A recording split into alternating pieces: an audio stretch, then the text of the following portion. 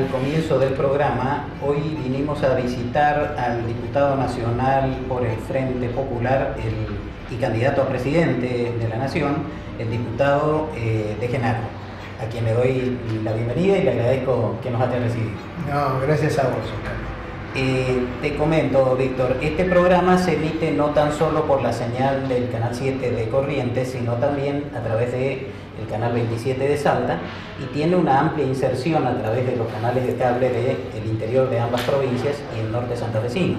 Por eso me gustaría que te presentes y que le cuentes a nuestros televidentes quién es el diputado de Genaro.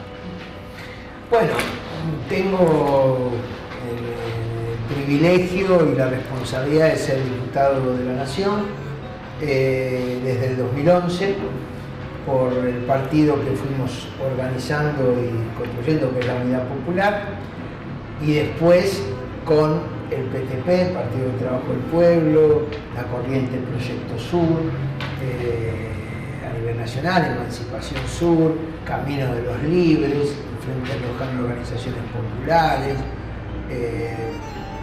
Pueblo Unido de Tucumán, de Padres de Santa Fe, conformamos lo que es el Frente Popular.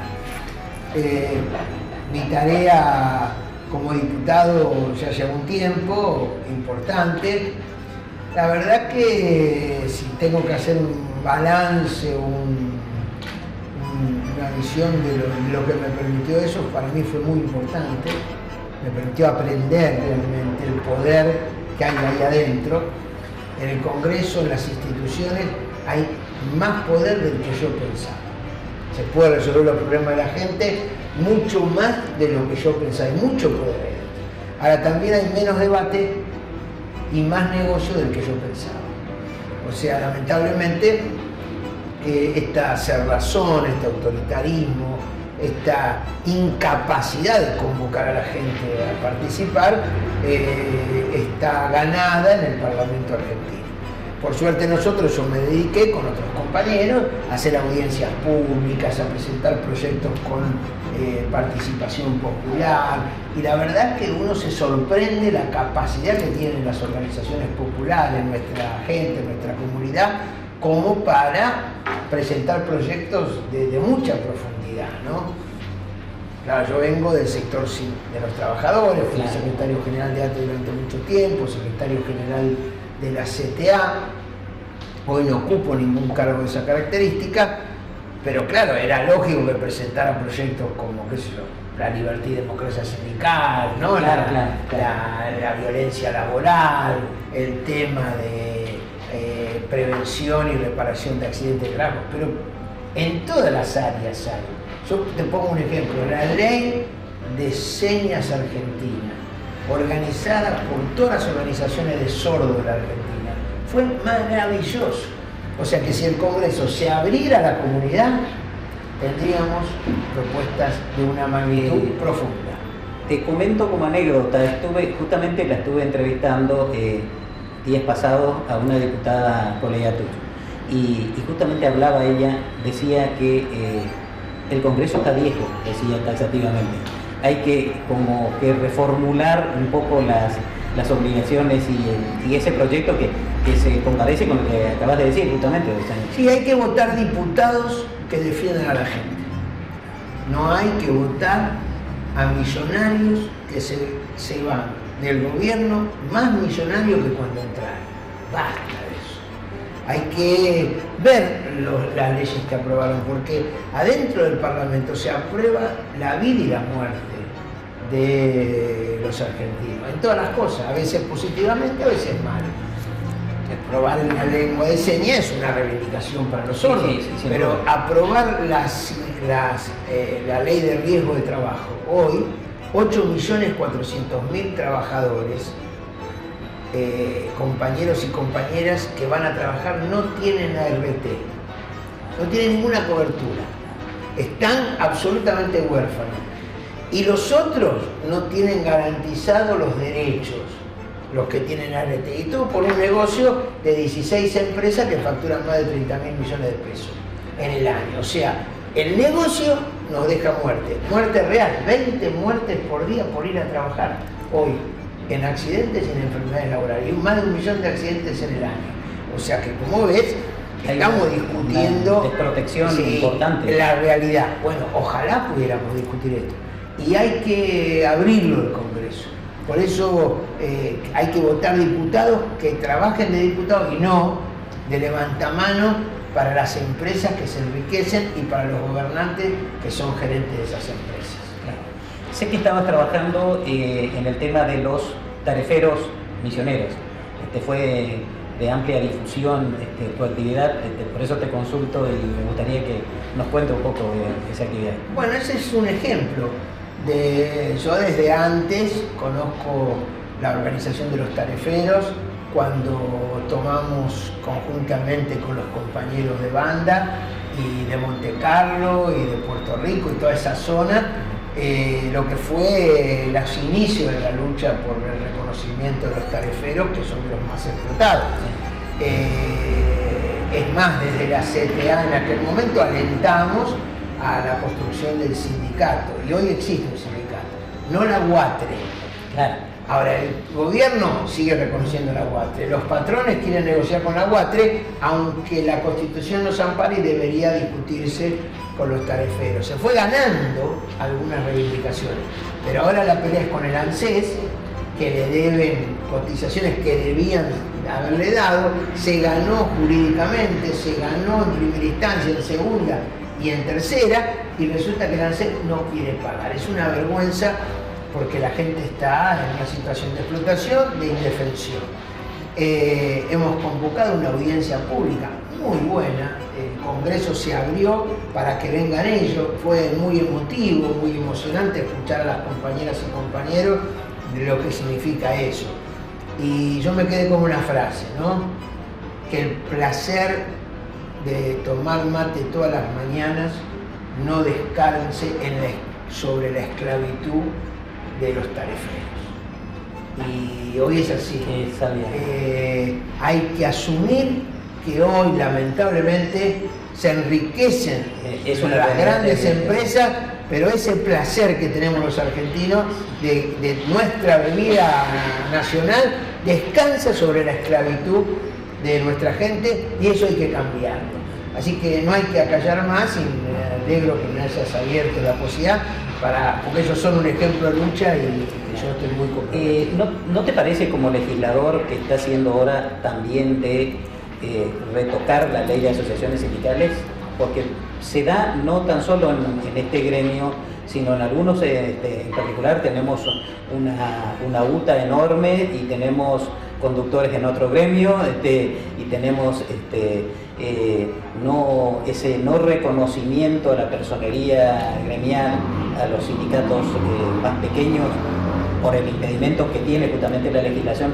¿No te parece que está siendo oportuno retocarlo y ampliar esa cobertura de la libre asociación? 30 años, más de 30 años recuperar las instituciones, y no hay libertad y democracia en el movimiento de los trabajadores. Es una vergüenza. La ley de asociaciones profesionales está cuestionada por 4 acordadas de la Corte Suprema. Es inconstitucional después de 1994.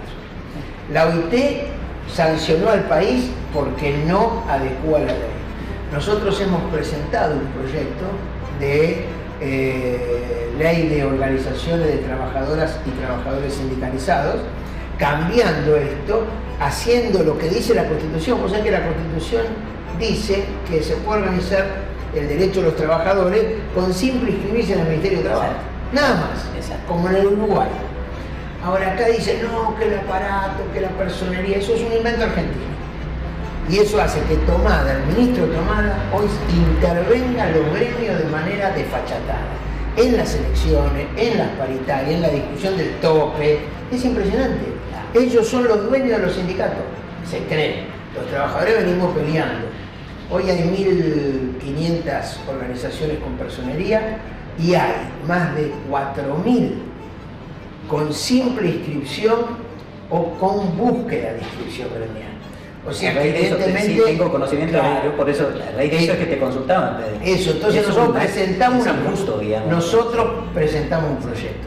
Las 3 CGT y la CTA, que es presidio Boyaski, no están de acuerdo en cambiar la ley. Quieren que siga existiendo este modelo. Igual que la Asociación de Empresarios, dirigido por Funes de Rioja, que va a Ginebra a defender ese modelo. Y el gobierno lo mismo. ¿Por qué? Porque quieren maniatar a los trabajadores. Hay que liberar a los trabajadores. Y es mentira que la libertad y democracia sindical atomiza. En Uruguay, vos inscribís un sindicato cuando querés. ¿Para cuántas centrales hay en Uruguay? Una. Porque la unidad es por consenso, no por decreto. Acá dicen que tiene que haber unidad y hay 5 centrales. Entonces es mentira. La unidad se construye. Así que sí estoy de acuerdo. Hemos propiciado.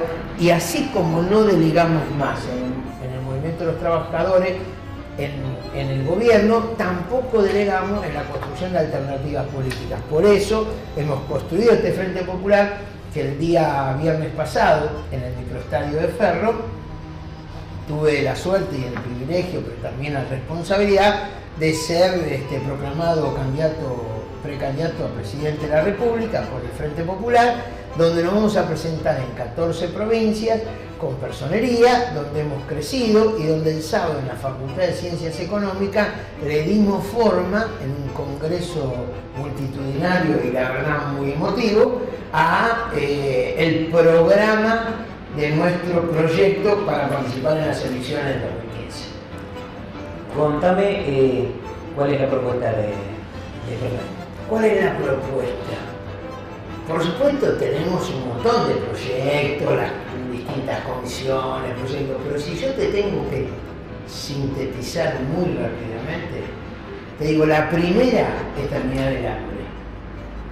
La primera. Nosotros vivimos en un país donde sobra comida. Organizar la llegada de la comida a la boca del hambriento nos puede llevar 6 meses, no más. Cualquier funcionario, intendente, gobernador o presidente de nuestro partido que no lo haga en el ámbito que le corresponde debería renunciar por incapaz, pero también por inmoral. Es nada más que organizar cómo le llega la comida a la boca del hambriento. Claro, cambiar eso, que significa la pobreza, o la desnutrición permanente, eso ya exige otro proyecto. Y lo primero que hay que hacer es un shock de 3 millones de puestos de trabajo genuinos. Hoy 8 de cada 10 jóvenes menores de 30 años no conocen lo que es un trabajo estable. No puede soñar, no puede planificar, no puede pensar en formar una pareja, tener una casa, sacar un crédito. No puede imaginarse. ¿Cómo se hace eso? Sobra plata en Argentina, sobra riqueza y lo que falta es vergüenza a los que mandan.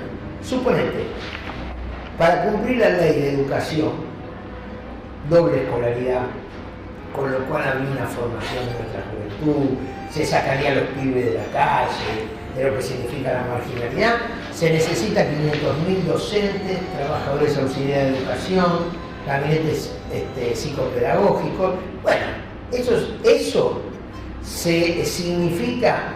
Sí, también tuve la creación ya de muchos puestos. Medio millón. Pero eso significa el 25% de lo que le subsidian a las empresas que no pagan el aporte previsional. Hay que elegir a quién se lo das, o a 28.000 empresas, o lo pones en aras de una construcción colectiva. Y estoy hablando de puestos genuinos en educación y en seguridad. 1,5 millones de trabajo a través del Estado, pero fundamentalmente abriendo la instancia del mercado interno.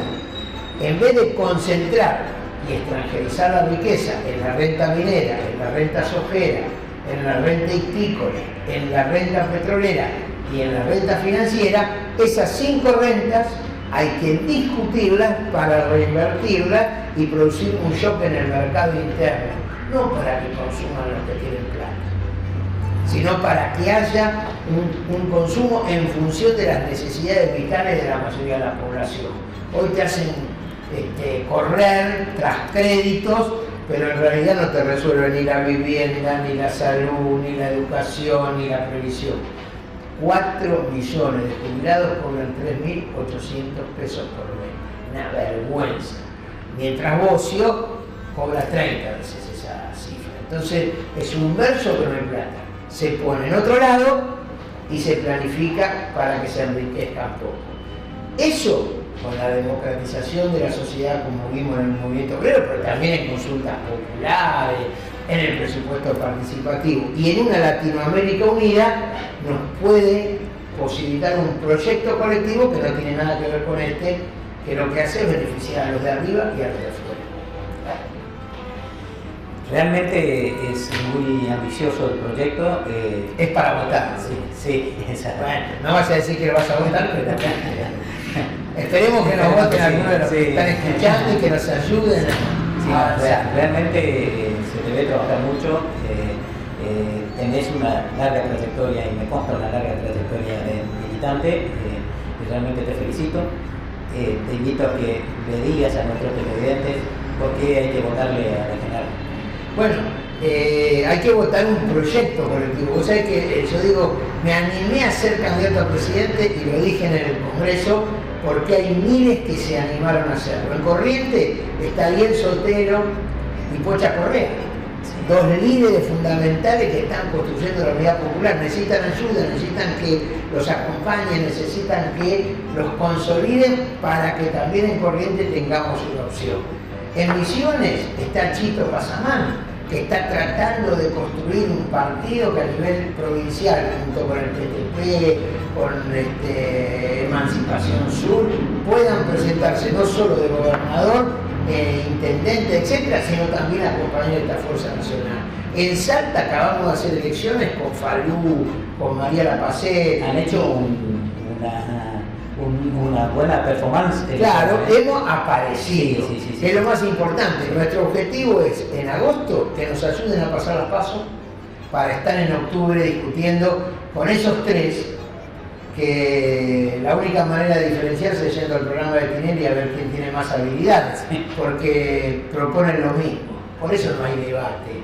Ojalá pudiéramos debatir, ¿no? Esa es una asignatura pendiente, te digo. O sea, el elector común no sabe qué proponen los candidatos, y es muy acertado lo que decís.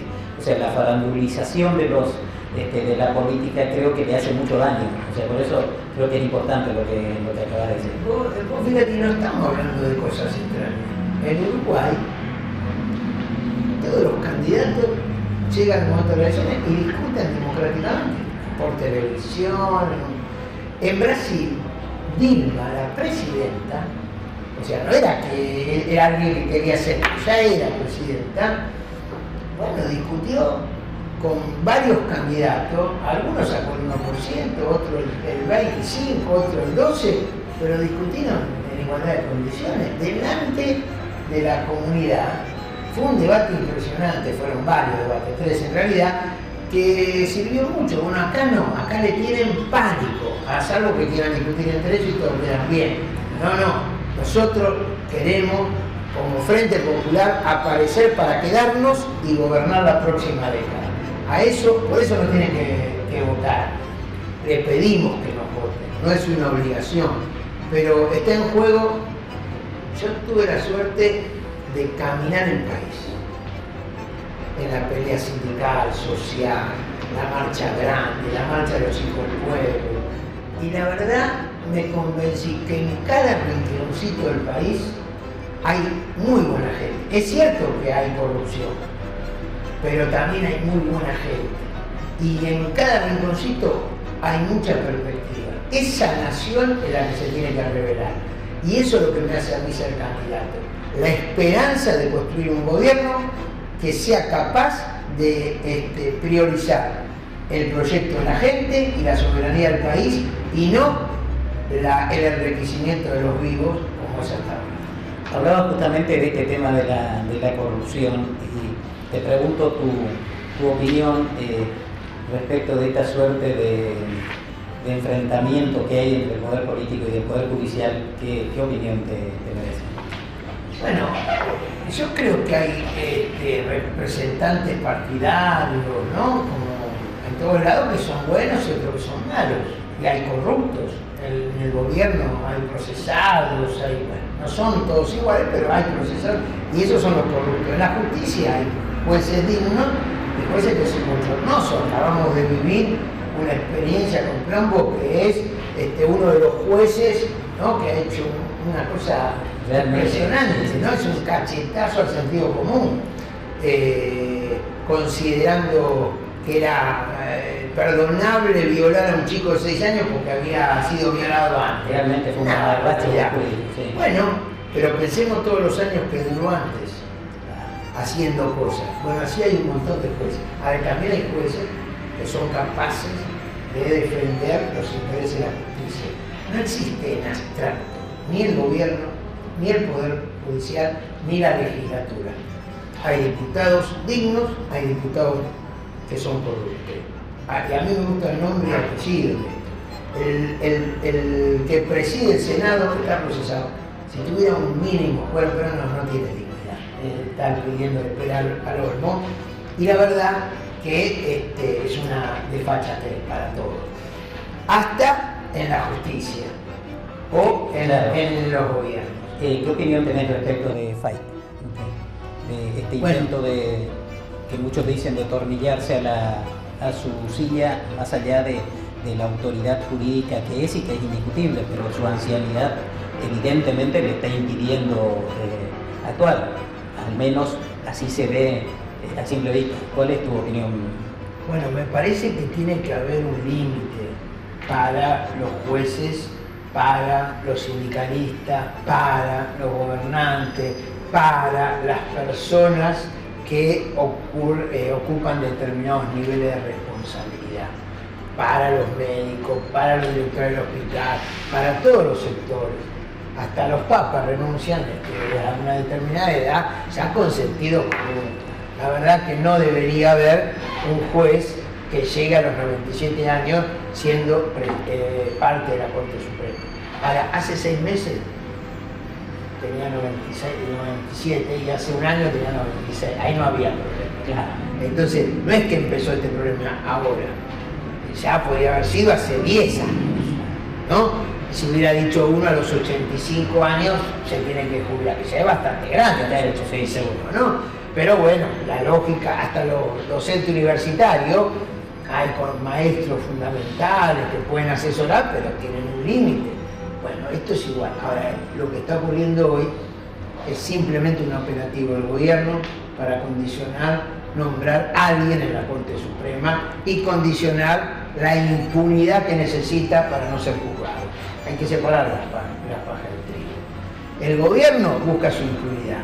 Ahora es cierto, sobre un lado cierto, que es que no puede ser que una persona no falle, que es una persona digna, que ha tenido una comprometida actuación en la época de la dictadura, era uno de los pocos que nos bancaba en los habeas corpus, era uno de los pocos que discutía. Sí, no, eso lo está en discusión. Sí, entonces, a más de eso, hay un momento que hay que poner un límite racional, pero no en función de un objetivo de impunidad, sino en función de mejorar una institución como la justicia. Claro, ¿no te parece que también es momento de modernizar el Poder Judicial?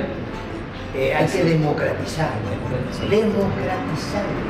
El Poder Judicial es uno de los poderes que es fundamental para la existencia de la democracia. Los fiscales, ¿a quién representan? Al pueblo. Es nuestro representante que presenta en nombre nuestro la acusación. ¿No es hora de pensar en la elección directa de los fiscales? El juicio por jurado, el terminar con estos juicios que duran años porque hay que hacer todo por escrito, en un lenguaje que nadie entiende. No sé, yo siempre digo que hay 2 lugares que uno tiene temor, ¿no? Cuando uno va al hospital porque no sabe cómo termina, y en la justicia porque tampoco sabe cómo uno termina. Entonces, es hora de democratizar ese ámbito de la justicia. Hay métodos, hay propuestas, nosotros hemos hecho varias, pero hay que democratizarlo con la participación de la gente. No hay que olvidarse que en el 2001 nosotros comenzamos, en realidad el 28 de diciembre del 2001, jueves, con una escoba barriendo la Plaza Lavalle con todos los abogados para vaciar la Corte, para barrer la Corte Suprema de Justicia. O sea que la cabeza estaba podrida. Se cambió esa cabeza pero el cuerpo no se toca. Entonces es hora de democratizarlo, pero no poniendo los adictos, democratizarlo para que represente al pueblo.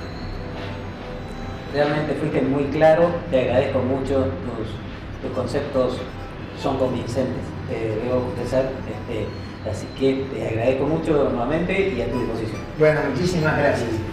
Te deseo mucha suerte en este emprendimiento. Bueno, muchas gracias y un saludo a todos los provincianos que va a llegar este mensaje y ojalá que también no solamente resultemos convincentes, sino ayúdennos a estar en octubre con estas propuestas. Ojalá que así sea. Gracias.